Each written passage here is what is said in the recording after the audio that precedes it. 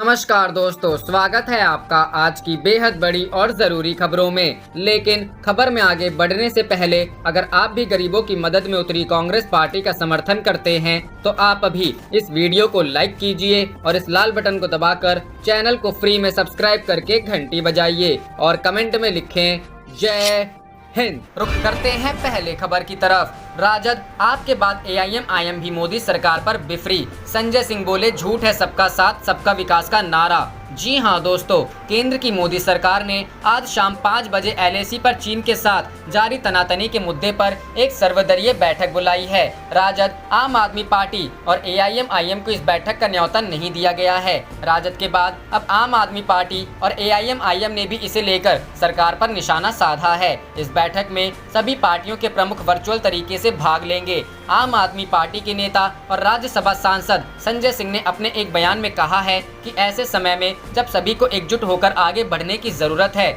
आप सिर्फ सबका साथ सबका विकास जपते हैं, लेकिन सभी को साथ लेकर चलने की आपकी इच्छा नहीं है। वहीं एआईएमआईएम ने भी सर्वदलीय बैठक में उनकी पार्टी को नहीं बुलाने पर सरकार के प्रति नाराजगी जाहिर की है। इससे पहले अपने एक ट्वीट में संजय सिंह ने लिखा था कि केंद्र में एक अजीब अहंकारग्रस्त सरकार चल रही है। आम आदमी पार्टी की दिल्ली में सरकार है, पंजाब में मुख्य विपक्षी पार्टी है, 4 सांसद है देश भर में संगठन, लेकिन किसी महत्वपूर्ण विषय पर भाजपा को आपकी राय नहीं चाहिए। कल की बैठक में प्रधानमंत्री जी क्या बोलेंगे, पूरे देश को इंतजार है। दिल्ली के सीएम और आम आदमी पार्टी के मुखिया अरविंद केजरीवाल से जब उनकी पार्टी को सर्वदलीय बैठक में नहीं बुलाए जाने के संबंध में सवाल पूछा गया तो उन्होंने कहा कि हम देश और हमारे सुरक्षा बलों के साथ खड़े हैं। चीन के खिलाफ सख्त कार्रवाई होनी चाहिए। सर्वदलीय बैठक में राजद को भी नहीं बुलाया गया है। इस पर नाराजगी जाहिर करते हुए राजद नेता तेजस्वी यादव ने कहा कि आरजेडी के 5 सांसद हैं, लेकिन हमें सर्वदलीय बैठक में नहीं बुलाया गया।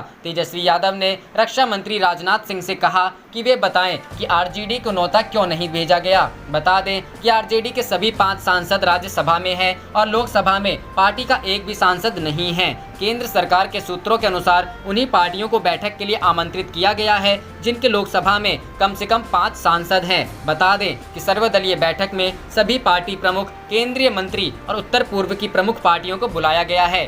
रुख करते हैं अगली खबर की तरफ। भारत चीन तनाव पर सर्वदलीय बैठक। कांग्रेस अध्यक्ष सोनिया गांधी ने सरकार से पूछे कई सवाल। जी हां दोस्तों, भारत चीन सीमा पर स्थिति के संबंध में विचार करने के लिए प्रधानमंत्री नरेंद्र मोदी द्वारा शुक्रवार को बुलाई गई सर्वदलीय बैठक में प्रमुख राजनीतिक दलों के नेताओं ने इस संवेदनशील मुद्दे पर अपने विचार रखे। डिजिटल बैठक की शुरुआत में उन 20 भारतीय सैनिकों को श्रद्धांजलि दी गई जो पिछले दिनों पूर्वी लद्दाख में चीनी सैनिकों के साथ हुई झड़प में शहीद हो गए थे। बैठक में सबसे पहले कांग्रेस अध्यक्ष सोनिया गांधी ने अपनी बात रखी। हिंसक झड़प में शहीद हुए सैनिकों को श्रद्धांजलि देने के बाद सोनिया गांधी ने कहा, मेरे विचार से यह बैठक पहले होनी चाहिए थी जब चीन ने 5 कोई को लद्दाख और अन्य जगहों पर घुसपैठ की। हमेशा की तरह पूरा देश एक चट्टान की तरह एक साथ खड़ा होता और देश की क्षेत्रीय अखंडता को सुरक्षित रखने के लिए सरकार को पूरा समर्थन देता। ऐसा नहीं हुआ। अब जब देर से ये भी हुआ तो हम संकट के अहम पहलुओं को लेकर अंधेरे में हैं। सोनिया गांधी ने कहा, हमारे पास सरकार के लिए कुछ सवाल है।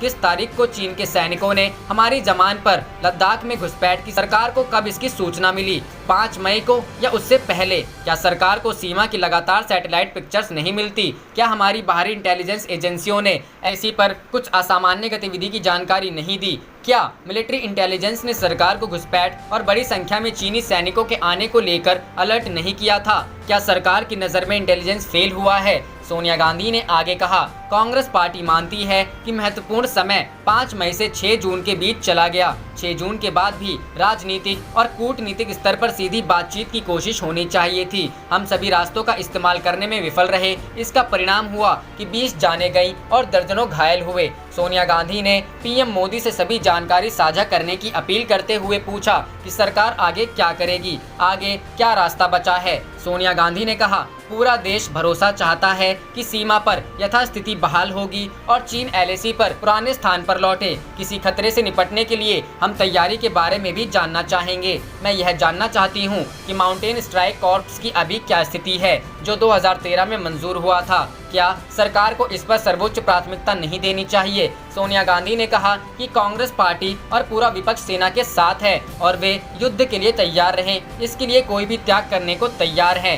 पूरा देश और विपक्ष सरकार से उम्मीद करता है कि सरकार हमें विश्वास में लेकर काम करेगी और समय समय पर जानकारी देती रहेगी ताकि हम दुनिया के सामने एक दिखें। रुख करते हैं अगली खबर की तरफ। राजस्थान में मतगणना खत्म, 2 पर कांग्रेस और 1 सीट पर बीजेपी की जीत। जी हां दोस्तों, राज्यसभा चुनावों की मतगणना खत्म हो गई है। हालांकि अभी परिणामों की आधिकारिक घोषणा होनी शेष है, लेकिन बताया जा रहा है कि 2 सीटों पर कांग्रेस ने जीत दर्ज की है, वहीं 1 सीट बीजेपी के खाते में गई है। कांग्रेस के प्रत्याशी केसी वेणुगोपाल और नीरज डांगी ने जीत दर्ज की है, वहीं बीजेपी के राजेंद्र गहलोत जीते हैं। बीजेपी के ओंकार सिंह लखावत राज्यसभा चुनाव हार गए हैं। कांग्रेस के केसी वेणुगोपाल को 64 और नीरज डांगी को 59 मत मिले हैं। वहीं बीजेपी प्रत्याशी राजेंद्र गहलोत को 54 और ओंकार सिंह लखावत को 20 वोट मिले हैं। कांग्रेस के दोनों उम्मीदवार जीतने के बाद विधानसभा में सीएम अशोक गहलोत के चैम्बर में मिठाइयां बांटी गईं। कांग्रेस विधायकों ने सीएम अशोक गहलोत, प्रदेश प्रभारी अविनाश पांडे, रणदीप सिंह सुरजेवाला और विजयी प्रत्याशी केसी वेणुगोपाल तथा नीरज डांगी को बधाइयां दी। वहीं सीएम अशोक गहलोत ने चुनावों में विजयी हुए केसी वेणुगोपाल और नीरज डांगी को जीत की बधाई दी। रुख करते हैं अगली खबर की तरफ। चीन तनाव पर सर्वदलीय बैठक में बोले उद्धव, भारत मजबूर नहीं मजबूत, आंखें निकालकर हाथ में दे सकती है हमारी सरकार। जी हां दोस्तों, लद्दाख सीमा पर चीन से तनाव को लेकर बुलाई गई सर्वदलीय बैठक में शिवसेना प्रमुख और महाराष्ट्र के मुख्यमंत्री उद्धव ठाकरे ने कहा कि हम सब एक हैं और पीएम मोदी और सेना के साथ हैं। उन्होंने यह भी कहा कि भारत मजबूर नहीं मजबूत है, हमारी सरकार आंखें निकालकर हाथ में दे सकती है। सभी पार्टियों ने एक सुर में कहा कि पूरा देश एकजुट है और सेना और सरकार के साथ खड़ा है। उद्धव ठाकरे ने कहा, हम सब एक हैं, यही सबकी फीलिंग है। प्रधानमंत्री जी, हम आपके साथ हैं, हम सेना और उनके परिवारों के साथ हैं। उन्होंने आगे कहा, भारत शांति चाहता है, लेकिन इसका मतलब यह नहीं कि हम कमजोर हैं। धोखा देना चीन का नेचर रहा है। भारत मजबूत है, मजबूर नहीं। हमारी सरकार के पास आंखें निकालकर हाथ में देने की ताकत है। रुख करते हैं अगली खबर की तरफ। राज्यसभा चुनाव में बीजेपी को 2 वोटों का झटका, जाटव ने की क्रॉस वोटिंग, विधायक बागड़ी का वोट निरस्त। जी हां दोस्तों, सूत्रों के हवाले से खबर है कि राज्यसभा चुनाव में बीजेपी को 2 वोटों का झटका लगा है। बीजेपी विधायक गोपी लाल जाटव ने क्रॉस वोटिंग की है। बीजेपी संगठन के सामने गोपी लाल जाटव ने सफाई दी कि गलती से क्रॉस वोटिंग हुई है। गोपी लाल जाटव गुना से बीजेपी के विधायक हैं। साथ ही सूत्रों के हवाले से यह भी खबर है कि बीजेपी विधायक जुगल किशोर बागड़ी का वोट निरस्त हुआ है। गलत मतदान करने के चलते वोट निरस्त किया गया है। रुख करते हैं अगली खबर की तरफ। 900 साल बाद लग रहा है ऐसा सूर्य ग्रहण, ग्रहण के बाद करें अमावस्या पर ये उपाय। जी हां दोस्तों, 21 जून को आषाढ़ अमावस्या पर लगने वाला कंकणाकृति खड्गग्रास सूर्य ग्रहण 900 साल बाद लग रहा है। यह ग्रहण रविवार को लग रहा है, इसलिए इसे चूड़ामणि ग्रहण कहा जा रहा है। इससे पहले 5 जून को चंद्र ग्रहण लग चुका है। एक ही महीने में 2 ग्रहण लगने की स्थिति सही नहीं है। वहीं ज्योतिषियों के अनुसार एक ही माह में 2 ग्रहण प्राकृतिक आपदाओं के साथ ही महामारी लेकर आते हैं। ज्योतिषियों के अनुसार अमावस्या पर यह ग्रहण लगने के कारण अमावस्या का श्राद्ध कम ग्रहण के बाद होगा। ग्रहण से पहले एक बार स्नान कर लें, उसके बाद ग्रहण के दौरान भगवान का जाप करें। कहते हैं इससे भगवान को बल मिलता है। इसके बाद दोबारा स्नान करने के बाद मंदिर में अमावस्या का दान पुण्य करना चाहिए। माँ तारा ज्योतिष संस्थान के अनिल मिश्रा के अनुसार मिथुन राशि में होने जा रहे इस ग्रहण के समय मंगल जल तत्व की राशि मीन में स्थित होकर सूर्य, बुध, चंद्रमा और राहु को देखेंगे, जो अशुभ संकेत हैं। अनिल ने कहा कि राहु और केतु 2 सदैव उल्टी चाल ही चलते हैं, तो इस लिहाज से कुल 6 ग्रह वक्रीय रहेंगे। यह स्थिति पूरे विश्व में उथल पुथल मचाएगी। 6 घंटे लंबा होगा ग्रहण। 21 जून को सुबह 9:15 पर ग्रहण शुरू हो जाएगा और 12:10 दोपहर में पूर्ण ग्रहण दिखेगा। इस दौरान कुछ देर के लिए हल्का अंधेरा सा छा जाएगा। इसके बाद 3:04 पर ग्रहण समाप्त होगा, यानी करीब 6 घंटे का लंबा ग्रहण होगा। लंबे ग्रहण की वजह से पूरी दुनिया में इसकी चर्चा हो रही है। 20 जून को लगेगा ग्रहण सूतक काल। 21 जून को पड़ने वाले ग्रहण का सूतक काल 20 जून को सुबह 9:15 पर सूतक काल लगेगा। यह सूतक काल 22 जून को सुबह 9 बजे तक रहेगा। प्रमुख मंदिर और धार्मिक स्थल सूतक काल के दौरान बंद रहेंगे। रुख करते हैं अगली खबर की तरफ। बिहार जल जमाव को लेकर सीएम पर बरसे तेजस्वी, कहा सरकार ने नहीं लिया कोई सबक। जी हां दोस्तों, बिहार विधानसभा में नेता प्रतिपक्ष तेजस्वी यादव लगातार राज्य की नीतीश सरकार पर हमलावर हैं। तेजस्वी कभी अपने बयानों के जरिए तो कभी ट्वीट करके बिहार की एनडीए सरकार पर निशाना साध रहे हैं। इसी क्रम में आरजेडी नेता ने शुक्रवार को एक बार फिर सीएम नीतीश कुमार पर हमला किया है। तेजस्वी यादव ने अपने ट्विटर पर जल जमाव का एक वीडियो ट्वीट करते हुए लिखा, पहली बारिश के बाद स्मार्ट सिटी पटना में फिर हुआ जल जमाव। विगत वर्ष पटना में जो हुआ उससे भी कोई सबक नहीं लिया। कथित सुशासन के भ्रष्टाचारिक कचरे ने पटना सहित सभी जिला मुख्यालयों को नरक बना दिया है। क्या 15 वर्षीय नीतीश सरकार इसका दोष अब विपक्ष को देगी? हम जल जमाव का जायजा लेने जाएंगे। दरअसल गुरुवार रात को पटना सहित बिहार के कई जिलों में जोरदार बारिश हुई। इस बारिश के कारण पटना में कई इलाकों में भारी जल जमाव हो गया। जल जमाव होने के कारण सड़कों पर पानी भर गया। इससे पैदल चलने वालों के साथ गाड़ी वालों को भी काफी परेशानी का सामना करना पड़ रहा है। हालांकि राज्य की नीतीश कुमार सरकार बारिश शुरू होने से पहले ही सभी तैयारियों के दुरुस्त होने की बात कह रही थी, लेकिन जिस तरह से गुरुवार की बारिश हुई है उसके बाद सरकार के दावों की पोल खुल गई है। ऐसे में एक बार फिर विपक्ष को सत्ता पक्ष और सरकार पर हमला करने का मौका मिल गया है।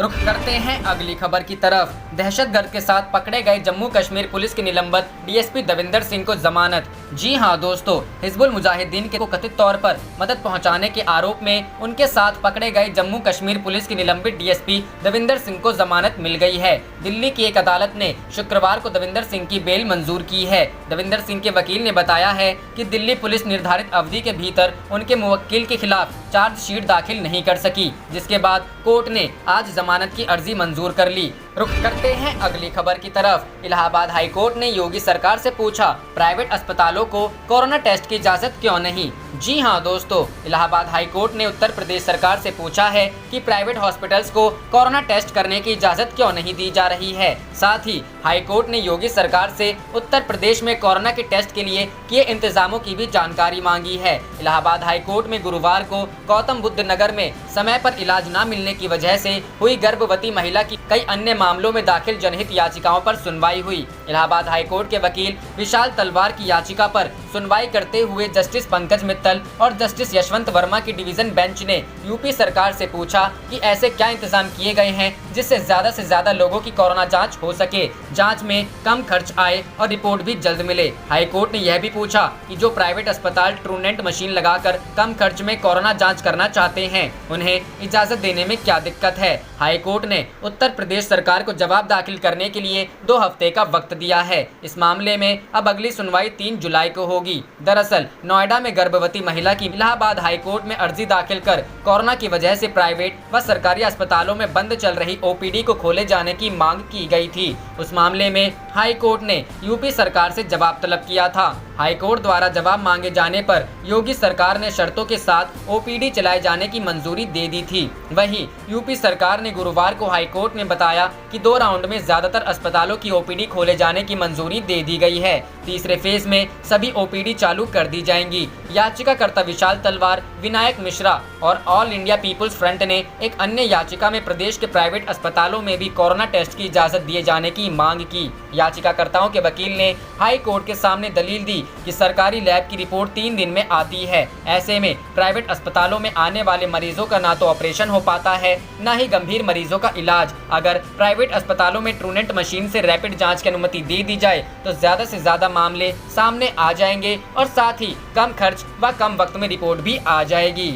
रुख करते हैं अगली खबर की तरफ। जवान के पिता का वीडियो डालकर बोले राहुल, पीएम को बचाने के लिए झूठ बोल रहे मंत्री। जी हां दोस्तों, चीन मसले पर राहुल ने फिर केंद्र को घेरा। पीएम को बचाने के लिए झूठ बोल रहे मंत्री राहुल। कांग्रेस नेता राहुल गांधी चीन से जारी विवाद के मसले पर लगातार मोदी सरकार पर निशाना साध रहे हैं। राहुल ने गुरुवार को कहा था कि बॉर्डर पर भारतीय सैनिक बिना हथियार के गए थे, इसलिए चीन ने उन्हें धोखे से मार दिया। सरकार ने इसका खंडन किया था, लेकिन अब राहुल ने फिर इसे आरोप को दोहराया है। शुक्रवार को राहुल गांधी ने एक वीडियो ट्वीट किया जिसमें गलवान घाटी में भारत और चीन के सैनिकों के बीच भिड़ंत में घायल हुए एक जवान के पिता अपनी बात कर रहे हैं। घायल जवान के पिता ने बताया था कि उनकी बेटे से बात हुई है, जिसने बताया कि उनके पास कुछ हथियार नहीं था। अब राहुल गांधी ने फिर आरोप लगाया कि दुख की बात है कि भारत सरकार के वरिष्ठ मंत्री अब प्रधानमंत्री को बचाने के लिए झूठ बोल रहे हैं। अपने झूठ से देश के शहीद जवानों को अपमानित मत कीजिए। राहुल गांधी ने